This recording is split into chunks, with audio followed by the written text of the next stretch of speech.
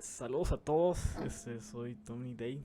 Esta es la octava edición de este podcast y pues hoy vamos a hablar sobre algunas cosas que han pasado estas últimas semanas. Como cualquier persona que vive en Latinoamérica sabe, pues estas últimas 2 semanas pues han tenido una variedad de eventos políticos muy significativos. Este, Primero, pues me gustaría hablar sobre algo que pasó en Argentina. Este, como sabemos, pues Argentina actualmente está gobernada por un presidente llamado Javier Milei. Hemos hablado extensivamente de él en este programa y es probablemente uno de los líderes mundiales más mediáticos del mundo por varias razones. Ha sido el primer líder mundial que se ha suscrito a la ideología del libertarianismo. Es una figura controvertida, muy provocadora. Y la semana pasada, el domingo 26 de octubre, pues se celebraron las elecciones legislativas en Argentina, las cuales pues básicamente son una elección de medio término, ¿no? Este Se celebran pues 2 años eh, después de que Milei se hizo presidente a finales de 2023. Y pues aquí en estas elecciones pues se renovaron alrededor de la mitad de las bancas en la Cámara de Diputados y también se renovaron alrededor de un tercio de los senadores de la nación. Como sabemos, pues Argentina es un país federal que cuenta con dos cámaras legislativas. Este y pues esta elección fue muy mediática por varias razones. Primero que nada, pues como cualquier elección de medio término representa pues un tipo de, digamos, consulta, un tipo de eh, referéndum en cuanto pues a la gestión de mi ley, ¿no? Básicamente nos da una idea de qué es lo que piensan actualmente los argentinos después de 2 años de mi ley, si están a favor, si están en contra. Y pues los resultados a los cuales voy a profundizar más después, pues básicamente muchos los están leyendo como básicamente, como digo, ¿no? Una consulta en cuanto a la gestión de mi ley. Este, esta elección, pues básicamente fue, digamos, representada como una elección con dos bandos principales. El bando, pues, del gobierno, representado, pues, por la Libertad Avanza, de color violeta, y pues la oposición peronista, ¿no? Representada por la coalición Fuerza Patria. Y pues básicamente mediáticamente la elección fue representada así como una elección de dos bandos. También hay que recalcar que en algunas provincias del país se presentaron pues fuerzas tercias, tal como fue pues la coalición de Provincias Unidas, la cual pues fue una coalición que había sido anteriormente formada por una variedad de gobernadores en Argentina que estaban opuestos no solo al gobierno de Milei, pero también al peronismo, digamos, más tradicional, representado pues por el kirchnerismo. Provincias Unidas pues también fue mencionado como un tipo de tercer fuerza. Luego vamos a hablar más sobre este, cómo les fue a ellos. Y pues también, como sabemos, pues hubo una variedad de partidos terceros, como el Frente de Izquierda y de Trabajadores, y demás, pero pues básicamente la elección eh, fue esta confrontación entre estas dos fuerzas principales, eh, siendo pues la Libertad Avanza y Fuerza Patria. Básicamente una confrontación entre Milei, el presidente Milei, y el kirchnerismo, el cual pues es eh, la ideología dominante en la izquierda opositora en Argentina. Y pues estas elecciones este, ocurren un mes después de las elecciones provinciales de Buenos Aires, las cuales sucedieron el 7 de septiembre, el mes pasado, que de hecho pues mencionamos en este podcast hace unos episodios los resultados de estas elecciones. Y menciono esto porque creo que para entender, creo que para, digamos, para profundizar en los resultados de estas elecciones legislativas, pues podemos hacer un tipo de comparación con estas elecciones provinciales de Buenos Aires. Pero bueno, primero me gustaría pues hablar un poco sobre los resultados de las elecciones legislativas y luego me gustaría hacer un tipo de comparación para poder recalcar lo significativo que pues ha sido esta oleada política, y pues luego hablaremos un poco de las repercusiones que esto pudiera tener. Hay que recordar que pues estas son unas elecciones que tienen mucho peso. Este, justo hace unas semanas, Trump estaba hablando, el presidente Trump de Estados Unidos estaba hablando que si Milei no gana las elecciones, que Estados Unidos le iba a quitar el apoyo de Argentina. Este, esta elección pues básicamente digamos que pues la agenda de Milei realmente pues dependía en ganar estas elecciones. Si no ganaban estas elecciones, este no iban a poder avanzar con su agenda. Y, y bueno, sin más preámbulo, pues los resultados de las elecciones, como pues ya sabemos muchos, pues resultaron en una victoria muy contundente para la fuerza del presidente Milei. La Libertad Avanza a nivel nacional ganó el 40% de los votos. A un segundo lugar pues estuvo Fuerza Patria, la fuerza opositora, con 33% de los votos. Y pues en un tercer lugar está Provincias Unidas con un 8%. Y a un cuarto lugar pues está el Frente de Izquierda y de Trabajadores con un 3%, casi 4%. Y creo que es muy útil mirar al mapa que se generó con estas elecciones para, digamos, para entender lo contundente que fue esto para Milei. Inmediatamente uno puede ver que Milei ahorita estoy presentando el mapa. Uno puede ver inmediatamente que la provincia de Buenos Aires se pintó de morado. La provincia de Buenos Aires, que por mucho tiempo ha, ha sostenido a los bastiones del peronismo, que hace un mes en las elecciones provinciales, eh, hace un mes había arrasado Fuerza Patria, eh, había ganado lugares que no había ganado el peronismo desde hace décadas. Y pues solo un mes después el peronismo pues se ve pues completamente humillado en esta provincia. Y pues esto es bastante sorprendente.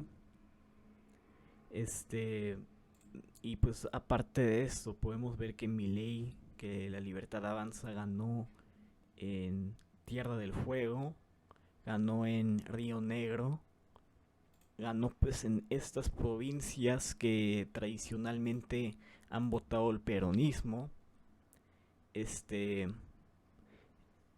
si vemos a los resultados más específicos en provincias como Formosa, este, en provincias como Salta, pues el mileísmo incrementó este, bastante de una manera muy marcada. Y pues a lo que voy es, este fenómeno, el mileísmo, pues esencialmente se ha vuelto un fenómeno nacional. No sé si mencioné esto anteriormente, pero pues Argentina tiene un sistema político federal muy, digamos, muy regionalizado. O sea, las provincias argentinas, entre sí, pues tienen políticas, digamos, muy diferentes entre sí, ¿no?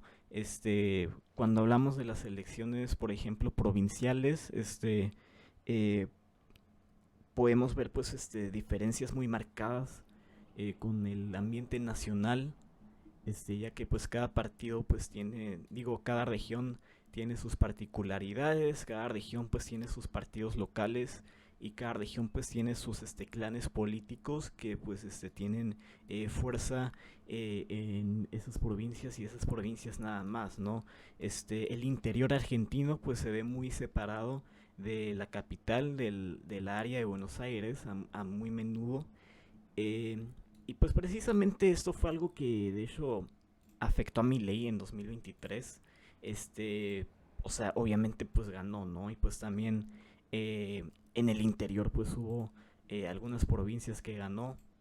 Pero en esa elección me acuerdo que la infraestructura de Milei estaba muy, digamos, muy centrada en Buenos Aires y en general el centro del país, también digamos provincias como Córdoba, Rosario, Santa Fe, este y pues esto se vio reflejado en algunas elecciones provinciales, como que la Libertad Avanza le faltaba ese tipo de, digamos, fuerza regional, provincial, eh, pero creo que con esta elección hemos visto que pues se ha consolidado como una fuerza que tiene poder en toda la nación, en todas las provincias de la nación.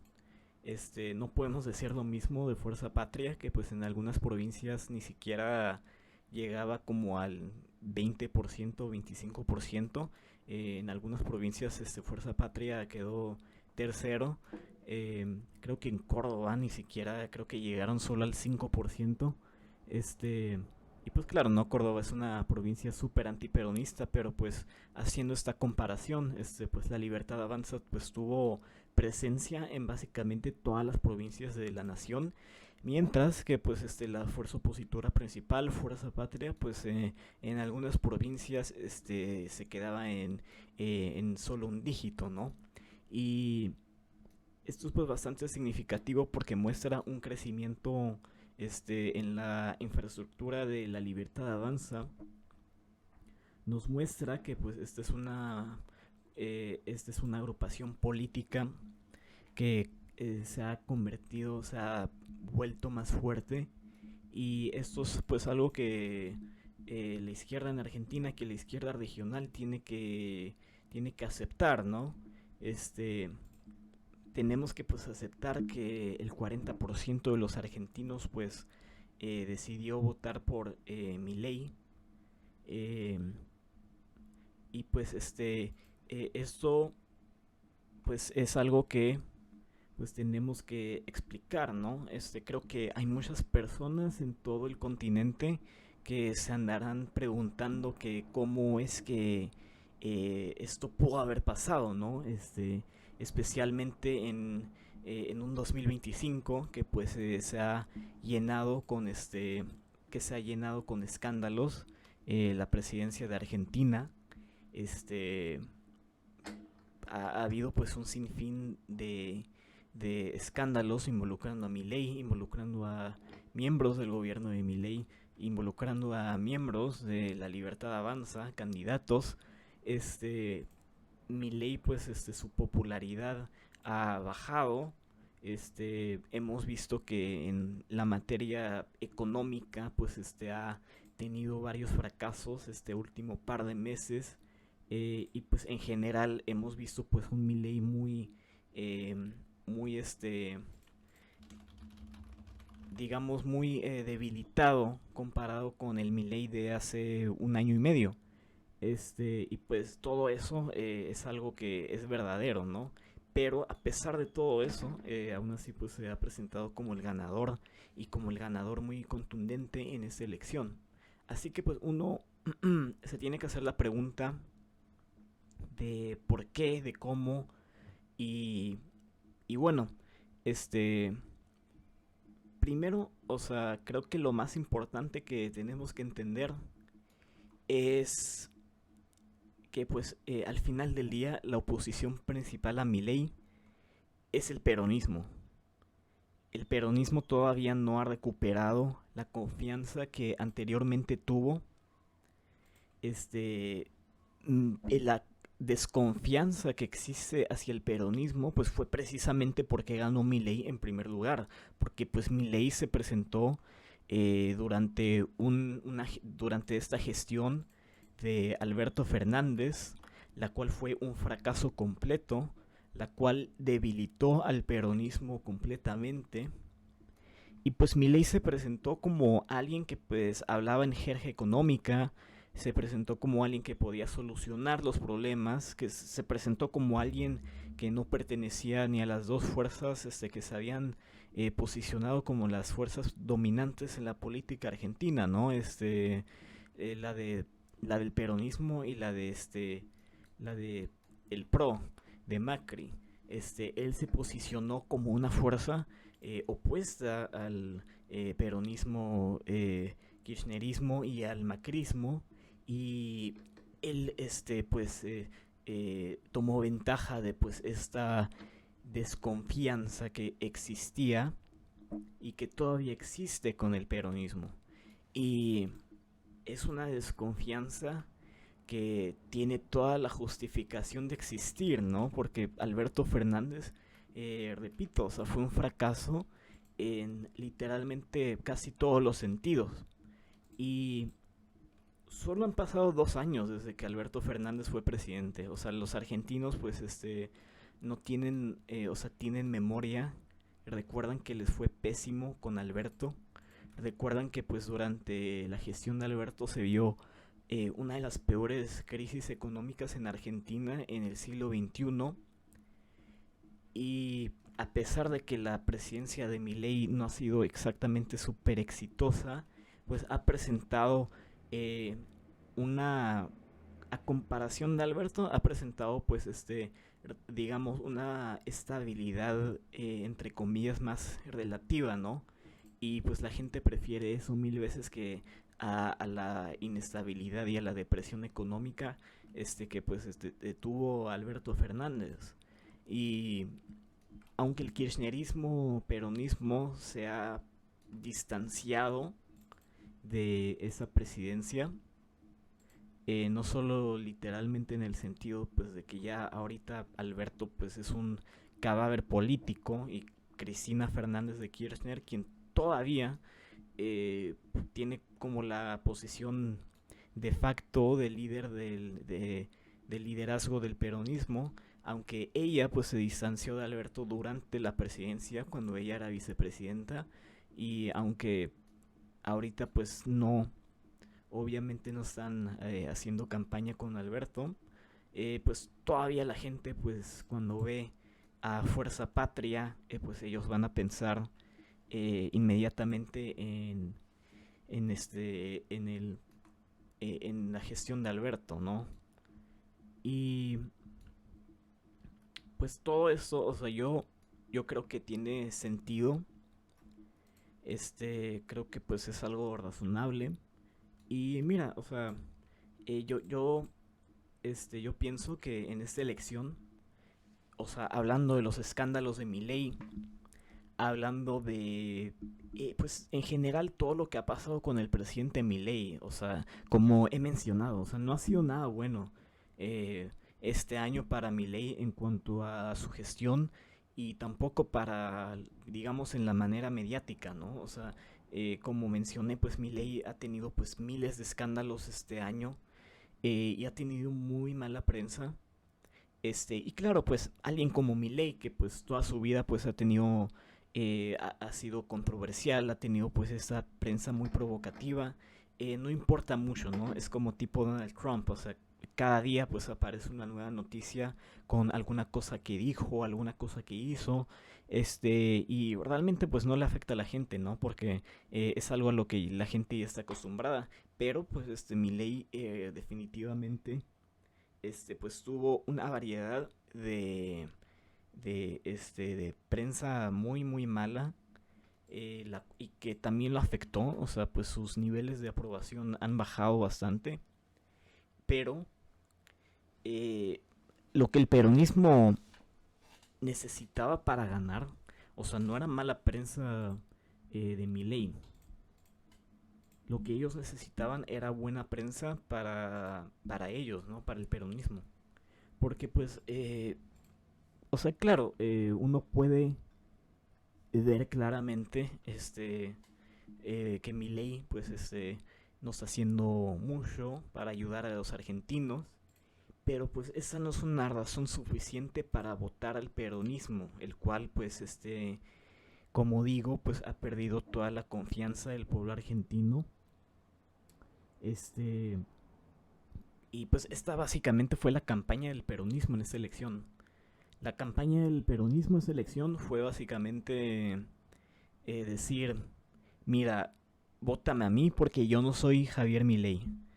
Y esa pues fue la campaña, ¿no? Realmente del peronismo. O sea, no hubo un discurso más profundo que el, pues vótame porque yo no soy Milei. Y eso no es suficiente para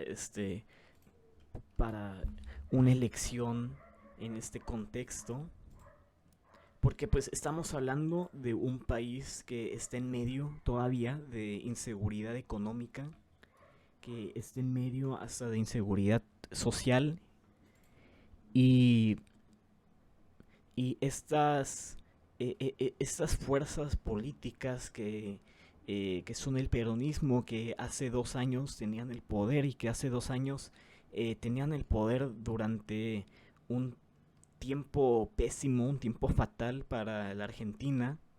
O sea, el yo no soy mi ley no va a bastar para que la gente los vote. Y, y pues tenemos que pues también hablar de qué significa esto para el peronismo, ¿no? O sea, yo creo que en este momento el peronismo tal vez está iniciando otra transformación histórica. Este, y creo que esto va a ser lo importante para las elecciones que vienen en el 2027. Porque sí o sí, o sea, mi ley va a ser el mismo en 2027, pero el peronismo pues va a tener que cambiar para ese entonces. Y yo creo que esto pues los va a forzar a cambiar. El peronismo pues nunca en la historia ha sido un movimiento estático, ha sido constantemente un movimiento que fluye, que cambia, y pues estas elecciones pues creo que le dan esta lección al peronismo de que lo que están haciendo ahorita no funciona. El, el rendirle culto a una Cristina Kirchner, quien pues es una figura extremadamente polarizante y quien aparte este está, o sea, que está literalmente en prisión domiciliaria. O sea, eso no va a funcionar. El hacer una campaña donde lo único que dices es que no eres mi ley, eso tampoco va a funcionar. O sea, el peronismo tiene que cambiar fundamentalmente su discurso y su forma de ser. Y eso es lo que va a tener que pasar. Y no, yo no sé, yo no tengo idea de cómo pudiera cambiar este después de las elecciones provinciales de Buenos Aires. Pues muchos vieron a Axel Kicillof, el gobernador de la provincia como un posible nuevo líder que pudiera reemplazar a Cristina. Yo creo que es la elección preferida, y por varias razones, ¿no? Primero que nada, ya el kirchnerismo ha existido ha sido la fuerza dominante en el peronismo ya por 12 años, desde que Néstor Kirchner fue electo en el 2003. Este ya ha sido una fuerza dominante por 12 años y ha hecho cosas buenas, ha hecho cosas malas. Podemos hablar sobre el legado histórico del kirchnerismo, pero eso es otra cosa, eso es una discusión diferente. Pero temo que pues cuando hablamos en particular, por ejemplo, del culto hacia, hacia Cristina Kirchner, estamos viendo pues una situación muy parecida a lo que pasó con Evo Morales en Bolivia, ¿no? Esta izquierda que pues está aferrada a un líder que ya tuvo su momento, que ya tuvo su momento en el que quizás hizo cosas muy buenas para su país, pero que pues en este momento no puede continuar siendo el líder, porque pues eso simplemente no funciona, ¿no? El poner eh, todas tus esperanzas en una sola persona, quien pues ya ha tenido este mante de líder por demasiado tiempo, pues nunca ha sido una buena idea en ningún lugar, en ninguna ideología. Y, y creo que esto aplica completamente aquí. Axel Kicillof es una figura relativamente, digamos, joven, es una figura relativamente este, nueva, ya había pues estado estuvo en el gobierno de Cristina, pero pues no, creo que solo lleva pues como una década como un político reconocido nacionalmente. Es una figura carismática, popular en muchos lugares. Y claro, esta elección eh, en la que Milei, la Libertad Avanza, arrasó en su provincia, esta elección en la que en la provincia de Buenos Aires, este, Fuerza Patria eh, básicamente murió completamente, eh, cuando comparamos con los resultados del mes pasado. eh, Me imagino que pues va a haber mucha gente que va a culpar a Kisilov o que va a poner esta derrota como en él, ¿no? O sea, y, y creo que eso lo pudiera afectar. Pero a pesar de eso, yo creo que pues todavía es la persona quien tiene la oportunidad más significativa de poder renovar al peronismo, y este no necesariamente tiene que involucrar esto el, el deshacerse de Cristina o del, este, del establecimiento kirchnerista, el cual pues ya ha estado establecido, pero es simplemente pues el darle el liderazgo a una nueva generación. Y eso es lo único que va a poder derrotar a Milei en 2027. Y yo hablo de derrotar a Milei porque esta elección, a pesar de que Milei ganó muy fuertemente, también nos enseña algo. Y nos enseña que pues, ok, pues Milei ganó con el 40% nacionalmente, pero pues todavía hay un 60% de argentinos que votaron en contra de Milei, que no lo votaron a Milei más bien. Y, y pues eso es algo que pues la izquierda tiene que examinar.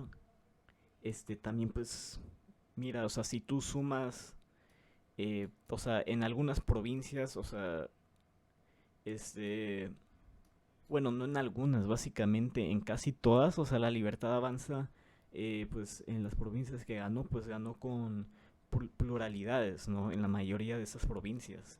Estamos hablando pues de un país en donde todavía la mayoría no votó a la Libertad Avanza.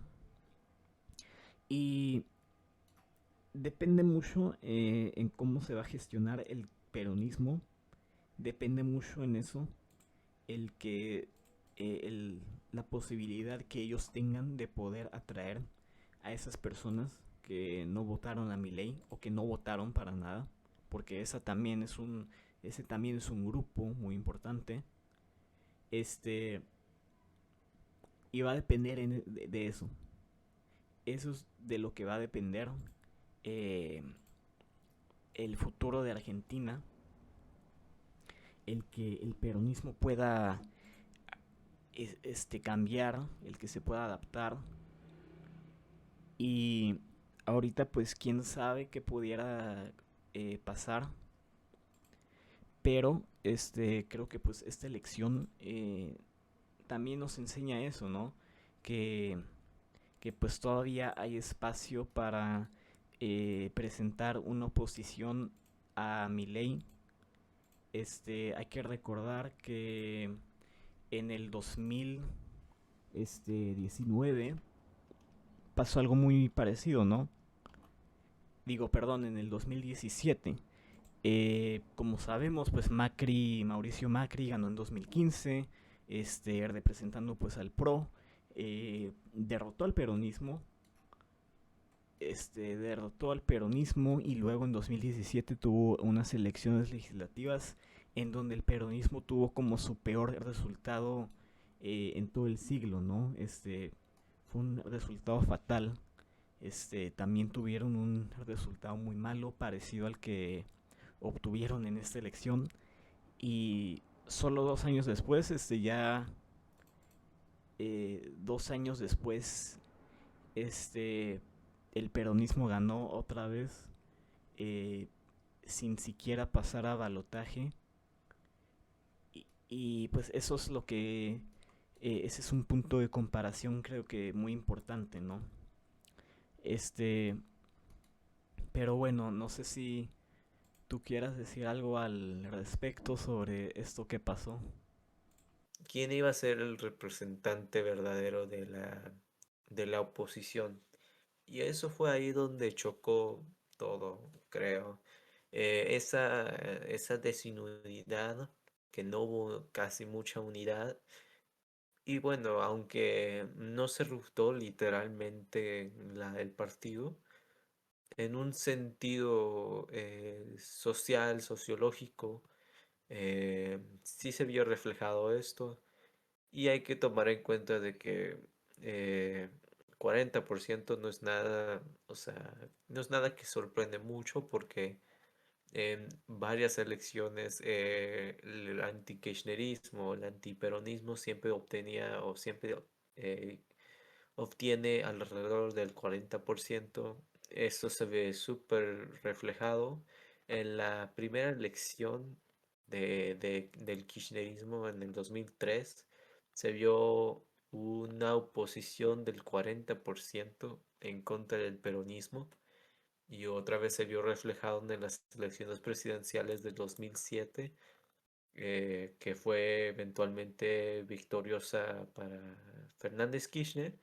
Y luego en el 2011 también pasó lo mismo. El antiperonismo no llegó a obtener más del 40% esta vez.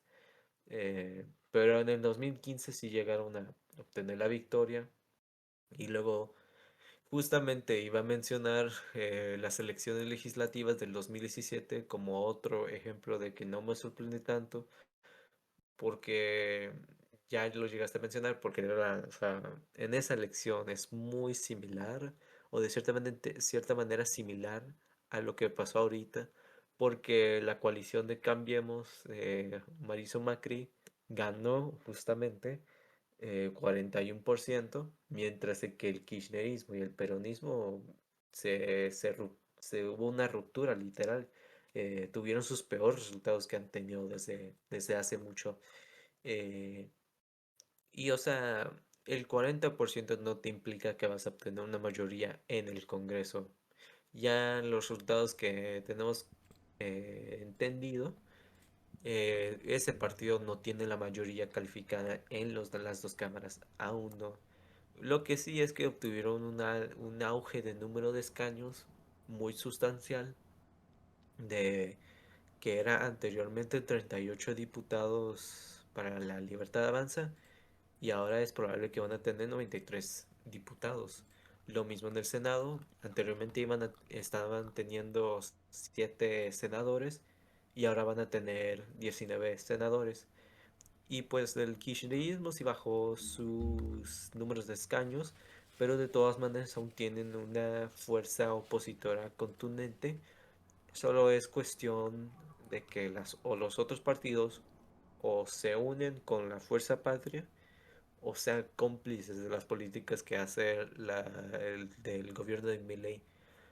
Y o sea, otra cosa que también hay que tomar en cuenta es que el partido del Cambiemos, no, del partido PRO, no estaba ni siquiera presente o demasiadamente presente estas elecciones.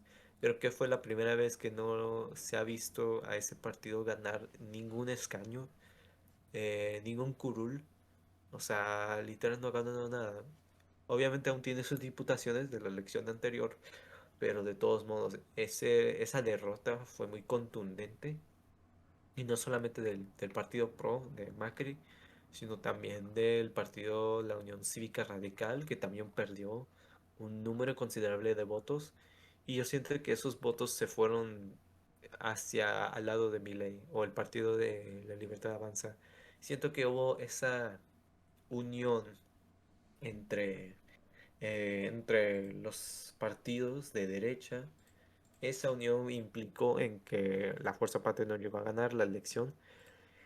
Y pues por eso te digo que en un lado no estoy sorprendido por esto y lo es total, pero por el otro lado sí estoy como que decepcionado y, o sea, eh, ah, triste de ver de que Argentina no pudo impulsarse para ganar en contra del libertarismo o el neofascismo que representa Milei, porque de verdad sus políticas han sido caóticas, hambrundamente eh, dañinas en contra de su pueblo, porque a lo que hemos visto desde que llegó a la presidencia, desde que llegó a su mandato, el pueblo argentino no se siente beneficiado y ha sido empeorado la situación económica y también en el sentido social, las pensiones, las, los salarios, las universidades, casi todo está en quiebra. Y, o sea, de verdad te dice mucho de lo que está implementando. Y, o sea, me sorprende ver que aún así la gente aún sigue decidiendo votar por Milei.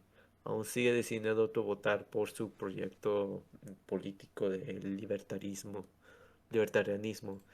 O sea, me llena de sorpresa, honestamente.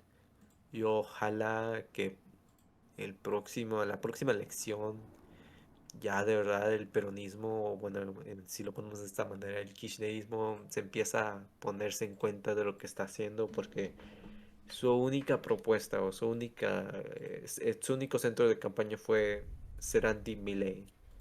Y o sea, claro, qué chido, ¿no? Pero o sea, no dieron tantas propuestas, no fueron muy conscientes de lo que querían de verdad, fueron ambiguos. Es que, o sea, es el mismo escenario que se ve en otras elecciones, como en lo que pasó en Trump en el 2016. El Partido Demócrata andaba diciendo de que eran anti-Trump y que lo otro y que Trump hace esto y tal, pim, pum, pa, pero no daban propuestas y sus propuestas, las que daban, eran terribles, o sea, y tampoco eran específicas, eran muy ambiguas. O sea, siento que hay una similitud en lo que estamos viendo ahorita, porque de verdad el kirchnerismo se enfocó demasiado en esa retórica anti-Milei y no se enfocó en lo que querían hacer como campaña o algo así. Eh, Viendo esto, de verdad. Es algo que me llena mucho de preocupación, porque si es que llega a triunfar Milei en el sentido político y en el sentido de su gobierno, entonces la gente va a estar, va a ir a votar por él otra vez en el 2027, viendo los resultados del 2025. Pero, o sea, igual de cierta manera, creo que yo siento que va a ocurrir lo mismo que lo que pasó con Macri. En el 2017 ganó de una manera contundente las elecciones legislativas, pero después cayó masivamente su aprobación y pues ahí fue cuando perdió la elección contra Alberto Fernández y pues ya nosotros sabemos cómo fue él como presidente, fue pésimo, sin duda, uno de los peores presidentes que ha tenido Argentina, y esto lo digo como alguien que aboga por pensamientos de izquierda. Y bueno, no es para decir mucho, pero o sea, Alberto Fernández no fue un buen líder, no fue un buen presidente. Y ya después de su postpresidencia ya se reveló muchas cosas que de verdad fueron polémicas, de verdad, demasiadamente polémicas. Eh, de verdad, Fernández creo que fue lo que rompió la espalda del camello, para que el kirchnerismo ya no sea una verdadera alternativa para ganarle a la derecha. Se convirtió el kirchnerismo en un síntoma de desprestigio para mucha gente. Porque si te consideras kirchnerista o de izquierda, ahí en ese país te van a ver de mala cara de inmediato. Y te van a llamar nombres que de verdad no vienen no viene no solamente en Argentina, pero también en varias partes del mundo. Pero el sentido de ser izquierda ya no se está reflejando demasiado en Argentina, lo cual me alarma muchísimo. Yo solamente espero que ganen el kirchnerismo en 2027. Ojalá que sea Alex Kicillof o también a Juan Grabois, el diputado electo. Honestamente, entre esos dos me gustaría verlos como candidatos para la presidencia. También no me quejaría demasiado si sería Cristina Kirchner, pero hay que tomar en cuenta que ahorita ella no puede, por cuestiones de inhabilitación, por una sentencia en la corte, lo cual de verdad me recuerda muchísimo a lo que pasó con Lula en el 2018, porque los casos de casos judiciales que está teniendo ella son fabricadas, literalmente fabricadas, igualmente lo que pasó con Lula. O sea, la historia se repite, pero en otro país. Entonces, ya descartando esa posibilidad de que Cristina Kirchner sea la posible candidata presidencial, pues tenemos esas dos opciones, o también que sea alguien más. Igual no descarto la posibilidad de que Cristina Kirchner sea la candidata. O sea, también sería muy padre verla otra vez como presidenta, porque sí fue una mandataria formidable. Y, o sea, pues a ver qué va a hacer Argentina, porque a lo que estamos viendo en América Latina, las tendencias de la extrema derecha aún continúan, desafortunadamente. Igual lo que pasó hace rato en Bolivia, que ganó Rodrigo Paz, igual no es sorprendente, pero lo que sí va a ser preocupante es lo que va a pasar en Chile o lo que va a pasar en Honduras, si esos países deciden votar por la extrema derecha o por la derecha en sí. Eh, si eso llega a ocurrir, entonces va a ser una noticia alarmante para el progresismo, o bueno, para la izquierda latinoamericana. Entonces, de verdad, terminando, ojalá Argentina ya se pone en pilas y se tiene que prepararse por lo que va a venir después, porque no va a estar bonito lo que va a hacer el Milei. Ojalá, de verdad, me da mucha lástima, y ojalá, y espero que el pueblo argentino ya tome la decisión a votar por progresismo de nuevo, porque de verdad lo necesitan ahorita, porque esto es una amenaza directa e indirecta de parte de los estadounidenses, del gobierno de Trump. Entonces, sí, ojalá que esto pase. Bueno, sí, creo que muy acertado todo lo que dices. Y pues también para medio concluir con Argentina, eh, ahorita que mencionas a Bolivia, creo que Bolivia y Argentina son dos ejemplos muy fuertes de una crisis que estamos viendo en la izquierda latinoamericana, más que nada, porque de una parte pues podemos ver el por qué Javier Milei ganó en primer lugar en 2023, por qué Javier Milei ha mantenido esa tasa de popularidad y por qué Javier Milei ha ganado otra vez, pero creo que otra cuestión también muy importante es la de por qué la izquierda está fracasando tanto en Argentina y pues también por qué fracasó tanto en Bolivia y pues fue algo que de lo que ya hemos hablado extensivamente. Creo que las izquierdas en muchos de esos países latinoamericanos están en, en crisis urgente. Necesitan averiguar qué onda, qué está pasando ahí, porque estos son resultados que realmente son inaceptables. O sea, como personas en la izquierda tenemos que demandar más de nuestros líderes y pues tenemos que fortalecer eh, a los movimientos en la región y entender por qué en algunos países han fracasado tanto, porque sin una izquierda fuerte, pues las personas como Milei o las personas como Rodrigo Paz, pues van a tener todo el espacio del mundo para poder ganar y para poder esparcir sus proyectos derechistas respectivos. Este, y creo que en cualquier elección en la que la izquierda pierda, eso tiene que ser la primera pregunta. Eh, Obviamente es muy importante preguntarse de que por qué la derecha gana, por qué la derecha al parecer se está volviendo más popular, pero creo que desde la izquierda la primera pregunta que tenemos que hacer es que, qué le está pasando a la izquierda, este, por qué en tantos países ha pasado de ser eh, una fuerza poderosa a pasar a ser una fuerza opositora que cada vez va perdiendo más, lo cual pues es lo que pasó en Bolivia en un nivel honestamente extremo y que pues también ha pasado en Argentina en un nivel no tan contundente como en Bolivia, pero que en el que también podemos ver pues una caída bastante significativa. Eh, y bueno, ya para transicionar al próximo tema, también íbamos a hablar sobre algo que pasó en Colombia, el cual pues fue la consulta presidencial del pacto histórico. De hecho ocurrió justo el mismo día que las elecciones legislativas en Argentina. Ya habíamos hablado un poco de cómo estaba yendo el proceso en cuanto a esta consulta presidencial. Como sabemos, pues el pacto histórico como partido en sí es un partido que pues acaba de nacer. Anteriormente pues fue una coalición política la cual conformaba a varios partidos de la izquierda colombiana. Fue la coalición que llevó al presidente Petro al poder. Este, y pues estaba conformada por tales partidos como la Colombia Humana, como el Polo Democrático Alternativo, etcétera, etcétera, etcétera.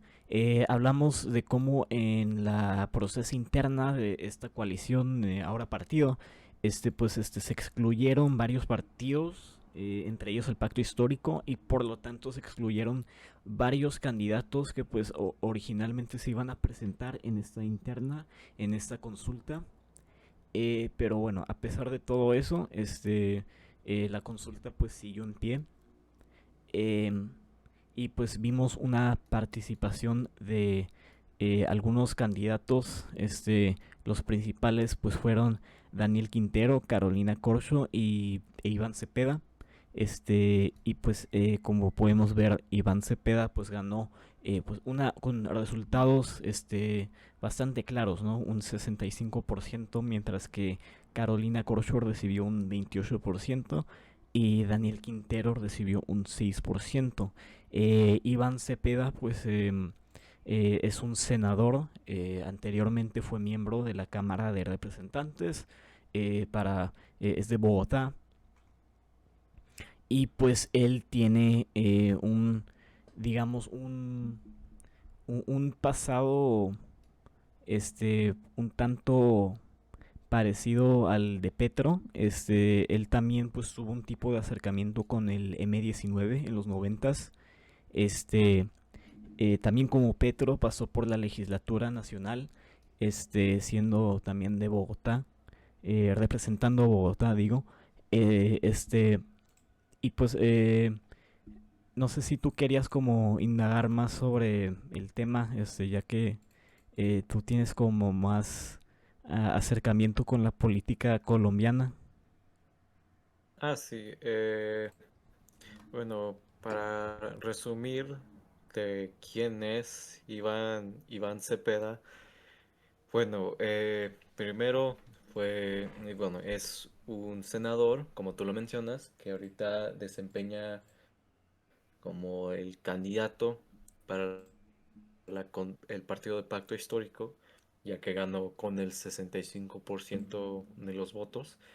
Y tomando en eso en cuenta, son casi 3 millones de los que votaron en la consulta, lo cual es muy interesante y es muy buena noticia, porque mucha gente pensaba que solamente iban a votar 1 millón de personas o mínimo 1,5 millones, pero no, el pueblo llegó y contundentemente sí se reflejó demasiado ese apoyo a la política de Colombia humana o una Colombia humana.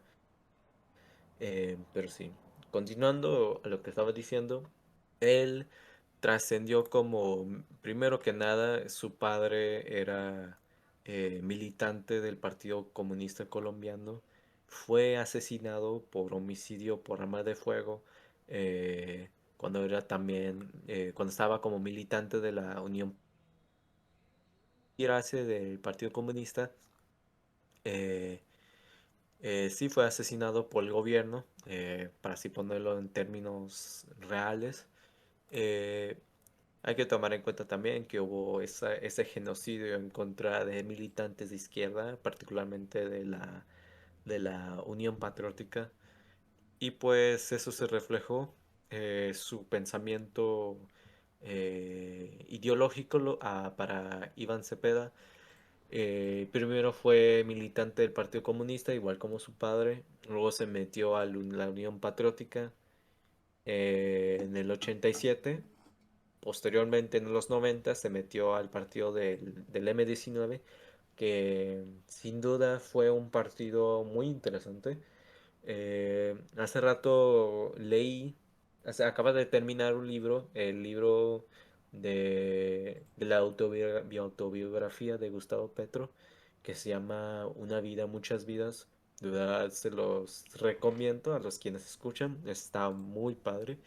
Pero sí, en una parte Petro menciona de que la política o la ideología centrada en el M19 como partido durante el proceso de la Asamblea Constituyente del 91, se vio cómo es que el partido en sí se fue separándose más y más y más con la centroizquierda o con la socialdemocracia, y que se estaba planteando no hacia un pensamiento socialista o revolucionario.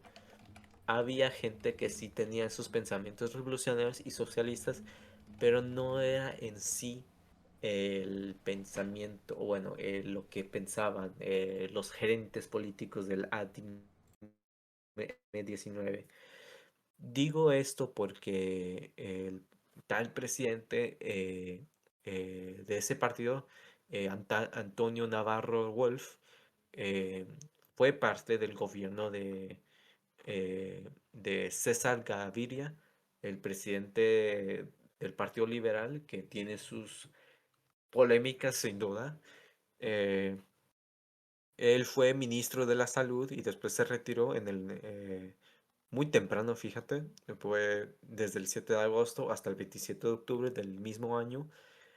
Y pues de todos modos, o sea, Navarro quiso hacer un pacto con el Partido Liberal para que implementar la nueva constitución, que igual se dio cuenta de que la nueva constitución tiene políticas muy neoliberales. Y bueno, menciono todo esto porque ya después de que Iván Cepeda se da cuenta de las eh, melancolías que estaba implementando la Asamblea Constituyente, decidió en el 2003 retirarse del partido y meterse al Polo Democrático Alternativo, y fue ahí donde se reflejó, fue ahí donde la gente empezó a conocerlo más por parte de sus debates, de sus discursos a favor de los derechos humanos, a favor de los diálogos de paz entre las FARC y también con las ELN, y también sus denuncias en contra del gobierno del expresidente Álvaro Uribe y también de Manuel Santos, esos dos presidentes que se tildearon hacia la derecha, particularmente a Uribe, porque él fundó una política de uribismo, una ideología uribista que consistía en el conservadurismo, la derecha populista y también el neoliberalismo, y denunció de manera contundente, con datos reales, de que su gobierno estaba vinculado el paramilitarismo. Por eso le llamó el escándalo de la parapolítica. Por eso asimismo también Petro también denunció en el libro que acaba de mencionar sobre que Uribe fue un presidente muy paramilitar, literal. Fue beneficiado por los órganos paramilitares de los carteles, y eso se refleja mucho porque también su padre, Uribe, el padre de Uribe, también fue dueño, empresario y también muy cercano con los narcotraficantes y con los paramilitares. Y o sea, obviamente tiene mucho sentido eso. Bueno, ya después de todo, de sus discursos en el Senado, bueno, primero como congresista y luego como Senado, como senador, eh, se empezó a impulsarse más las ideas de los derechos humanos, creó muchas organizaciones a favor de los derechos humanos, a favor de las víctimas del conflicto armado, entre muchas otras cosas, que de verdad ilustraron mucho su política pacifista, progresista, humanista y también ambientalista. Y pues tomando en cuenta, ahorita es actualmente senador desde 2014. Posteriormente se fue del Polo Democrático Alternativo en 2025 para unirse al partido del Pacto Histórico que se estaba haciendo elaboración, y pues posteriormente ganó la consulta popular, como lo mencioné al principio, y pues se me hizo muy interesante y honestamente muy contento a ver el resultado. Me da mucha satisfacción, y sé que acaba de decir hace un par de minutos de que no me siento tan emocionado con Latinoamérica en estos momentos, pero Colombia me está dando esperanza porque ha reflejado una manera contundente su posición a favor del petrismo, de Petro. eh, y pues, o sea, de verdad tiene un programa político muy bueno. Si es alguien, o sea, estamos hablando de alguien que ha sido abogador, que aboga por las ideas de derechos humanos y que ha sido muy contundente en esos pensamientos, que ha practicado esa idea como defensor de los derechos humanos, y bueno, se ve reflejado. O sea, da mucha emoción verlo como candidato. Igual esto no necesariamente significa que va a ser el candidato principal de la coalición de izquierdas, porque también va a haber una elección primaria en marzo, donde se va a determinar el candidato único de la izquierda, con el pacto histórico y también con la coalición Frente Amplio, que conforma candidatos como Roy Barreras, Camilo Romero, Luis Gilberto Murillo, Marta Peralta, y también la coalición Unitarios, como Carlos Caicedo, Luis Carlos Reyes y Clara López.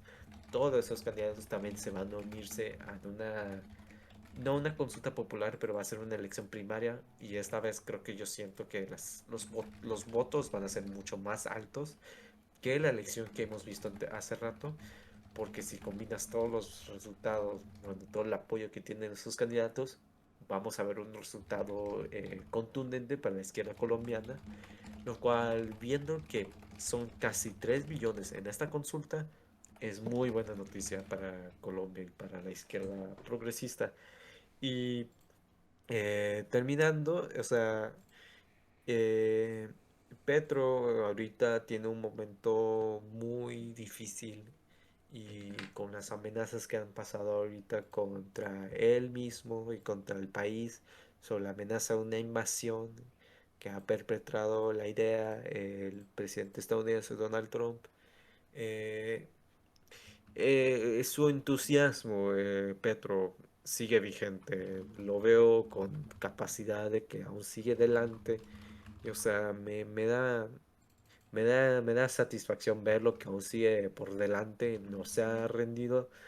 O sea, de verdad, tiene un heroísmo muy contundentemente inolvidable.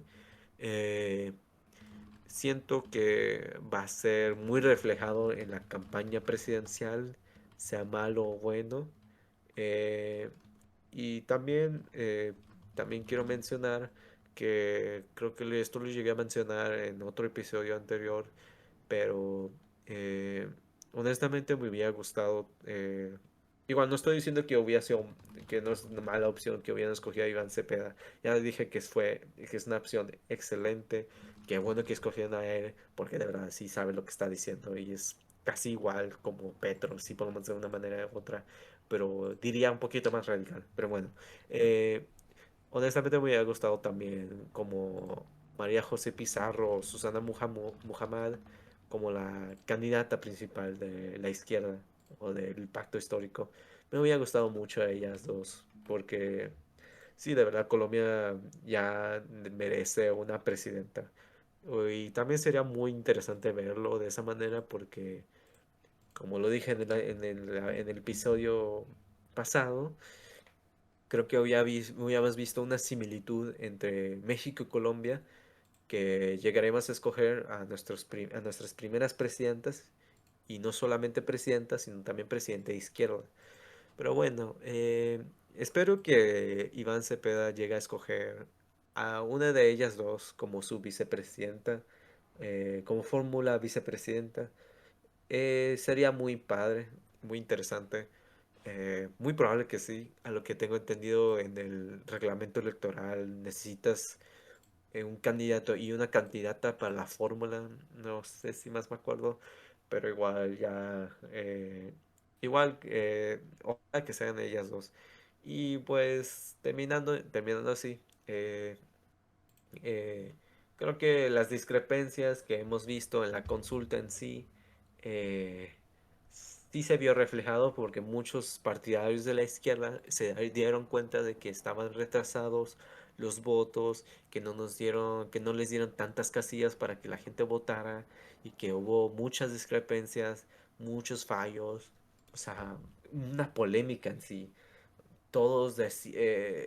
Habían dicho todos que iba a ser un desastre la consulta popular, la derecha andaba diciendo eso, pero no, fue muy favorable para la izquierda. Y aún con las restricciones y aún con las polémicas que ocurrieron por parte del Consejo Nacional Electoral, de verdad, eso refleja mucho el entusiasmo de la gente a votar. Y honestamente, por eso muchos candidatos y candidatas decidieron no participar en la consulta, lo cual se me hizo muy raro ver que decidieron no participar, pero también se entiende porque no querían jugar el juego del Consejo Nacional Electoral, porque también ellos mismos hicieron que el pacto histórico se fracturara.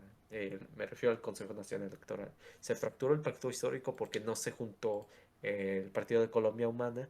No sé por qué. Dicen ellos por fallos técnicos, pero nosotros ya sabemos que lo que quieren hacer es romper la izquierda en sí. Y luego se tiene como conocimiento de que el Consejo Nacional Electoral está intentando de impedir de que los partidos de izquierda hagan una elección primaria, de que, que te conforman un solo candidato de izquierda, lo cual dice mucho la retórica en ese consejo electoral, porque ellos saben que la fuerza política de izquierda colombiana aún es potente, aún es consciente, aún es iluminante. Y, o sea, están haciendo lo más posible para que la izquierda falle, que no llegue a ser triunfante en las elecciones presidenciales del próximo año, porque los únicos partidos que están en el pacto histórico son el Polo Democrático Alternativo, la Unión Patriótica y el Partido Comunista Colombiano. Y aún así, el Partido Comunista Colombiano y la Unión Patriótica no se unieron a la consulta. El único partido que organizó la consulta fue el Polo Democrático Alternativo. Entonces, de verdad, todo esto no es porque son los candidatos, aunque te hagan creer la gente. Todo esto es porque el Consejo Nacional Electoral no quiere ver ese triunfo. Ellos tienen miedo de que los programas que han sido beneficiados por la gente gracias a los políticos de Petro sean un factor esencial y pues contundente de que ellos llegan a ganar otra vez en el 2026. Ojalá que llegue a pasar de que la izquierda se una, lo cual es muy probable que eso sí lo que va a pasar. Eh, Espero que se resuelva esto, porque de verdad el Consejo Nacional Electoral anda muy sospechoso, de verdad. No me está gustando sus retóricas, no me está gustando sus intervenciones.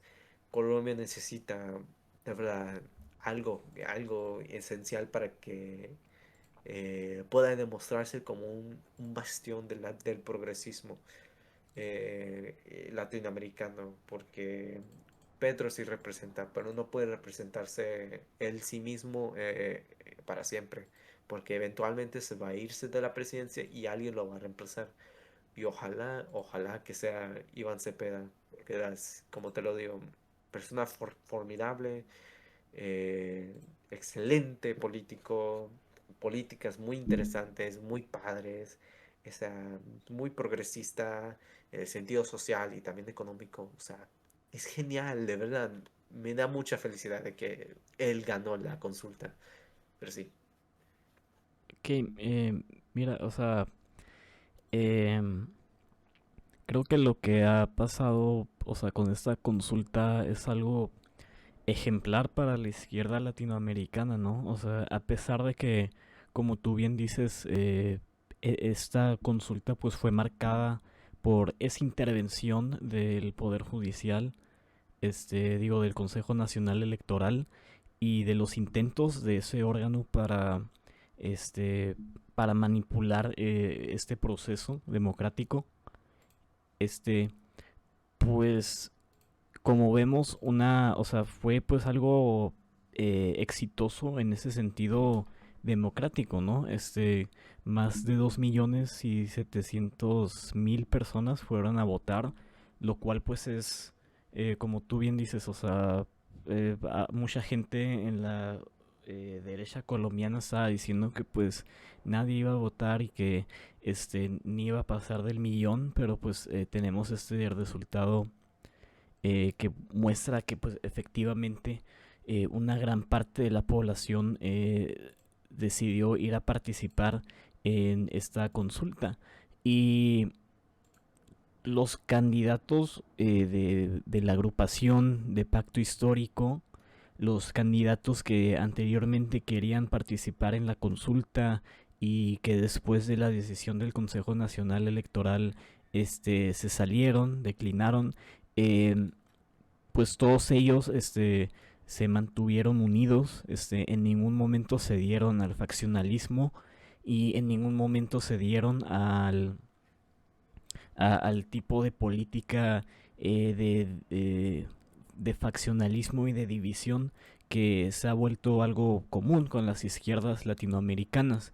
Y es especialmente pues importante el tener a esta izquierda más madura, a una izquierda unida en estos tiempos, ¿no?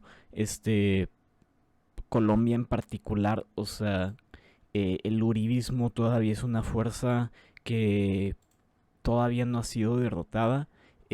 La única forma en la que el uribismo va a desaparecer eh, va a ser, si es derrotado por una izquierda unida.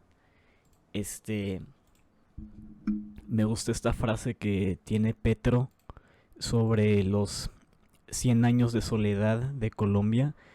También es una frase que me gusta porque 100 años de soledad es uno de mis libros favoritos. Este, Él siempre habla sobre terminar los 100 años de soledad de la República de Colombia. Y pues lo único que puede hacer eso es una izquierda unida. Todavía pues Petro pues ha sido un presidente ejemplar, pero todavía falta muchísimo para que Colombia se recupere, o digamos para que se reforme más bien, este, porque eso es lo que necesita Colombia. Pues ha sido uno de los países que ha sufrido más en esta parte del mundo, y pues Petro está iniciando un proceso de sanación que pues solo va a poder continuar si el poder permanece en manos de una izquierda que pues eh, quiere la soberanía, que quiere la paz. Y eso es una muy buena noticia, la participación alta en la consulta. Este, Y creo que estas dos noticias de las que hablamos hoy, la consulta en Colombia y la elección en Argentina, pues representan em, dos situaciones muy interesantes cuando las vemos en el contexto de la geopolítica. Em, las políticas internas de estos dos países han estado marcadas este último mes por lo que es la Casa Blanca en Estados Unidos. Como mencioné al inicio, Donald Trump dijo que el apoyo de Estados Unidos era condicional, dependiendo en si ganaba Milei esas elecciones o no. Petro pues ahorita se ve sancionado y afectado por el gobierno estadounidense. Eh, el gobierno estadounidense que pues lo acusa de liderar un narcogobierno. Y pues aquí hay que tener algo muy claro. El único narcogobierno que existe en el continente americano es el de Estados Unidos. Porque el gobierno de Estados Unidos es el que facilita el narcotráfico y es el que al final facilita el consumo de drogas, porque pues al final del día el consumo de drogas termina en Estados Unidos, y eso es algo intencional. El gobierno de Estados Unidos sabe que pues el narcotráfico es una fuente de ingreso muy masiva. Y estas políticas que pues ha instaurado Trump en cuanto a Petro, en cuanto a Argentina, pues representan este extremo existencial, yo creo, en el que se encuentra Latinoamérica. Estamos en un momento histórico en el que la soberanía todavía está en juego. Eh, Todos los países de esta región llevan siendo independientes ya por más de 2 siglos, la mayoría. Pero pues todavía vemos a estas fuerzas extranjeras que claramente nos quieren ver como colonias. Y creo que aquí es lo importante, lo que tenemos que examinar sobre estos líderes políticos. Hay dos opciones muy claras, ¿no? Petro que se ha alzado como tal vez el líder más soberanista, uno de los líderes más patrióticos en el sentido real de la palabra, de este siglo en Latinoamérica. Un líder al que pues no le importa, o sea, el hecho de que Estados Unidos le pone sanción después de sanción. porque pues a él lo que le importa es avanzar la soberanía y este proteger a su nación y a la independencia de su país y de su pueblo. A un lado opuesto pues tenemos a un Javier Milei, quien en su campaña está uno de sus puntos principales es básicamente decir que con este que con su gobierno Argentina se va a hacer una colonia de Estados Unidos.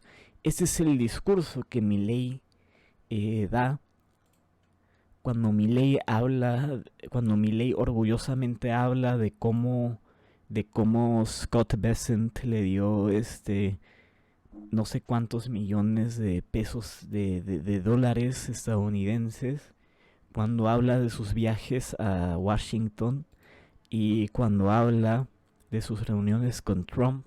O sea, estamos viendo a alguien al que claramente no le importa lo que es la soberanía nacional, lo que es la independencia, lo que es el tener libertad verdadera. Porque pues mi ley habla mucho de libertad, pero lo más importante para tener libertad es tener soberanía nacional. Y aquí el único líder de los que estamos mencionando que lo está haciendo es Gustavo Petro. Y son dos caminos para Latinoamérica. Son dos caminos que vamos a ver representados en las próximas elecciones que tú dices, como en Chile y Honduras. Esperemos que los pueblos de esos países no elijan el camino de la dependencia, el camino del ceder al neocolonialismo.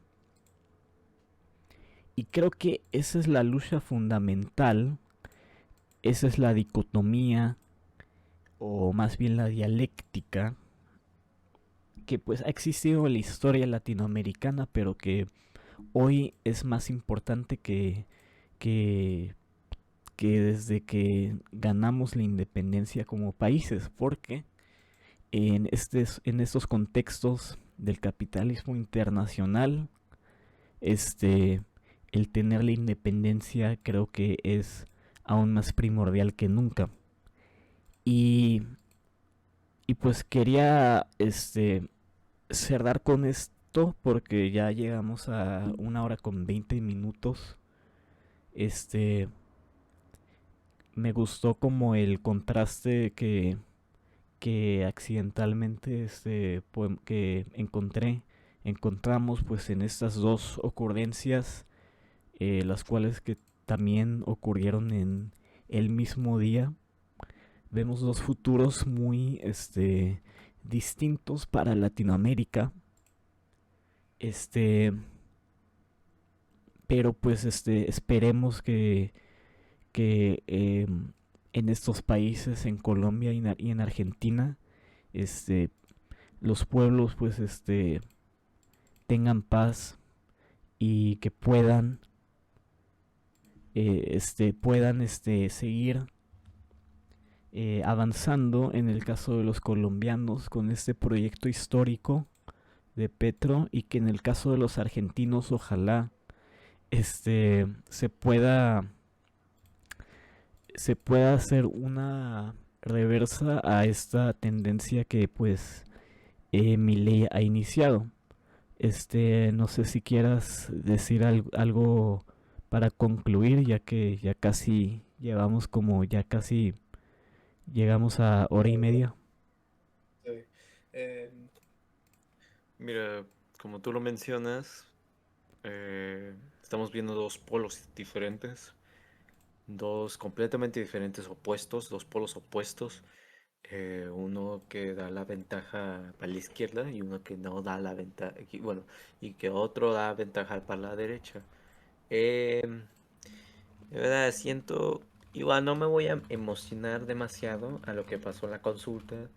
Ahí ya sería cuestión de ver lo que va a pasar en marzo con la primaria. pero viendo los resultados por el momento han sido, o sea, muy emocionantes. Me emociona mucho ver ese resultado en la consulta, que casi 3 millones de personas decidieron a votar. Eh, Da muy buenas noticias. Eh, y a comparación de lo que está pasando en Argentina, no es nada emocionante, no es nada bueno, pero tampoco no es nada sorprendente. O sea, estamos viendo dos cosas muy diferentes, pero al mismo tiempo tenemos que tomar en consideración lo que lo que va a pasar posteriormente, y lo cual será que en Colombia va a ser algo muy bueno para su propio pueblo, y para Argentina va a ser algo muy malo y desafortunado. Y pues también en otros países en Latinoamérica, que justamente ahorita la candidata de la izquierda, Janet Jara, en las elecciones, o sea, honestamente ya se ve que se está moderando demasiado sus posiciones. Me alarma eso, y no es buena noticia, porque cuando te moderas tus posiciones, estás dando el provecho a la derecha, legitimizando sus políticas antimigratorias, y ahí es donde se ve un auge en la derecha en Chile. Y justamente hablando de eso, después del segundo debate presidencial que acabó de ocurrir justamente el mismo día que se hizo la consulta popular y también las elecciones legislativas en Argentina, literal, el mismo día, 26 de octubre. Justamente después de eso, las encuestas están dando un auge alarmante para Johannes Kaiser. O sea, bien alarmante. Ahorita se está viendo que Cast está cayendo las encuestas de una manera u otra. Entonces, de verdad, capaz que esto podemos hablar antes de las elecciones, porque de verdad Chile es otro país que me alarma mucho, porque sí es un país que me da ganas de ver en persona, de ver en persona, de verdad, me da ganas. Eh, y no solamente en Chile, pero también en Honduras. También da resultados muy alarmantes de que el partido de izquierda pueda perder. Eh, no es como que, bueno, eh, que voy a sentir tan emocionado para el futuro, pero espero que el pueblo chileno, el pueblo hondureño, el pueblo argentino y también el pueblo colombiano y todos los pueblos latinoamericanos decidan escoger no por el odio, sino por el amor, sino por el progresismo y sino por la libertad progresista y de izquierda, eh, y no en la idea neofascista que anda a su auge alarmante en casi todos los países latinoamericanos. Entonces sí, ojalá que esto llegue a continuar, ojalá que otros países continúen el legado de unidad, de amor, de, de progresismo, de la consulta popular que se hizo en Colombia. Tenemos que prestar mucha atención con Colombia, y pues a ver qué pasa, de verdad, a ver qué pasa después. Bueno, pues pues ya vamos a concluir entonces. Esperemos que los pueblos de Latinoamérica decidan elegir a la soberanía encima de la dependencia y el neoimperialismo. Pero también hay que esperar que la izquierda, que las izquierdas, se vuelvan más fuertes y puedan en muchos de esos países recuperarse y poder eventualmente hacerle una reversa a esta tendencia de lo que parece ser un tipo de ola conservadora. Pero bueno, ya entonces me despido. Sale. Nos vemos a la Adiós, próxima semana. Bye. adiós, bye. Bye.